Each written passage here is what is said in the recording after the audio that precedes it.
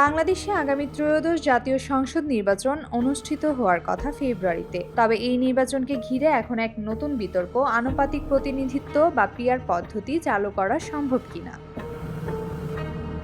জামাতে ইসলামীর মতো কয়েকটি রাজনৈতিক দল বলছে, বর্তমানে এফপিটিপি পদ্ধতিতে ক্ষুদ্র দলগুলোর মতামত উপেক্ষিত হয়। তাদের দাবি, পিআর পদ্ধতি চালু করলে সব রাজনৈতিক মতামত সঠিক প্রতিফলন সংসদে সম্ভব হবে। তবে নির্বাচন কমিশন বলছে, সংবিধান ও বর্তমান আরপিওতে পিআর পদ্ধতির কোনো বিধান নেই। প্রধান নির্বাচন কমিশনার এএমএম নাসির উদ্দিন জানিয়েছে, হাতে থাকা সময় ও আইনগত কাঠামোর মধ্যে পিআর চালু করা বাস্তবসম্মত নয়। নির্বাচন বিশেষজ্ঞদের মতে, পিআর পদ্ধতির জন্য সংবিধান সংশোধন, নতুন আইন, বিধিমালা এবং জনগণকে সচেতন করার মতো বড় পরিসরের প্রস্তুতি প্রয়োজন, যা সময় সাপেক্ষ।